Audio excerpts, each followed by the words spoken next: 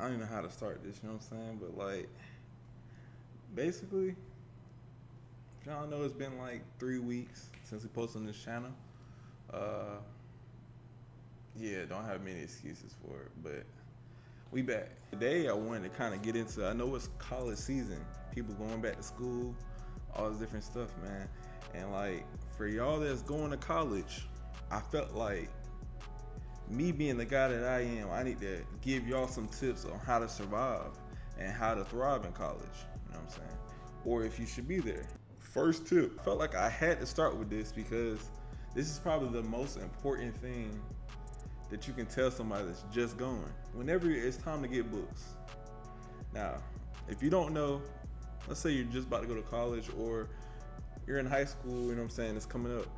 One of the big things that you're gonna have to deal with is buying books. Yes, that's correct. You have to buy your books when you get to college for your classes.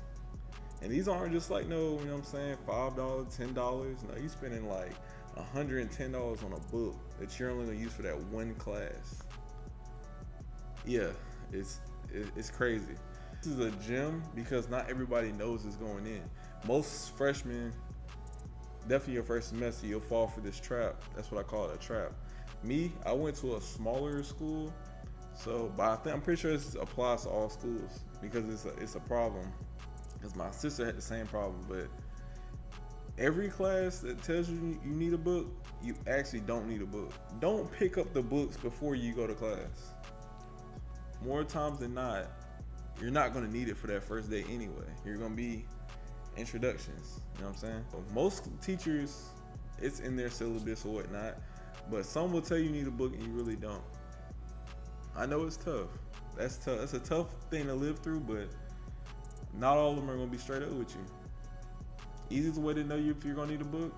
These are my ways of knowing if you need a book. Number one, is it an online book? Because some of them you have to get like an online Pearson's or whatever the other ones, McGraw-Hill, whatever it's gonna be. Definitely for math and stuff. If you don't have an online book where you have homework online, that's the first tell. Because online books, you need those to pass the class. Like if you can't do your homework, you're not gonna pass. But then you have other classes like your sciences where sometimes they might have homework in the book. That's what you need to ask your teacher. If you ask them, hey, do we need a book for this class? You know what they're gonna tell you? Yeah, you need a book for this class. That's what they're gonna tell you. But that doesn't always mean the truth. The follow-up question always needs to be, do we have homework in the book? That's big. I'm telling y'all, that's a big tell. Because if you don't have homework in the book, you probably can slide without buying it. Now that alone, if you're taking 6 classes, 3 or 4 of them, you might not even need a book. So you're gonna save yourself probably about $300 right there off of not buying books for classes you don't necessarily need them in. A lot of classes, you'll take notes and the tests and quizzes is off what you learn in class through your notes, not through the book. The book is just extra. They'll say it's like extra stuff you can learn, but you don't need that. Moving on to number 2. There's a difference between going to college for education and going to college for fun. If you know you're gonna go to college, right, and you're gonna party it up, that's all you're here for is to party it up. I'm gonna tell you right now, I don't necessarily think it's a problem with going to college for that. But I want you to know one thing. Oh, them bills gonna hit you. Them student loans gonna get you. My personal suggestion is, after one semester, man, call it quit. If you know you're not gonna be able to finish it, never go past that first, second semester. Because once you get past that first year, at that point, if you know you're not gonna finish, there's no reason to waste more money on something you're not gonna finish. Just go ahead and call it in. The earlier you stop, if you're not gonna finish, the better. Less money you gotta pay back. I feel like once you get that second year, that third year in, it ain't no quitting. Oh no, you gotta get something. I know that firsthand. It don't matter what the situation is, you better switch your major or something. Because that money is gonna hit you. So like I said, cardinal sin, rule number 2, man. If you are coming for fun after a semester, No later than that first year, you need to go ahead and get up out of there, get gone. Number 3. Know what you're going to school for. A lot of times they tell you, in high school, I know y'all witnessed this, where they'll be like, you can go to school, go to college, not know what you want to do. That's fine. Go there, learn your first year what you want to do. If you go to college and you wait 2 years to figure out what you want to do, you might, you know what I'm saying? You might not graduate when you think you're supposed to. Cause it's hard after if you 2 full years in, unless you're doing like a business major or something like that, it's gonna be hard to finish in them 4 years. I'll tell you that right now. So you better know what you're going to school for. I'm telling you. And a lot of these advisors, because at the end of the day, they want this cash. They want that dough off you. So they want you to stay there and, you know what I'm saying, pay them their bucks. So with you knowing that, make sure you know what you're gonna go to college for. Don't play with them.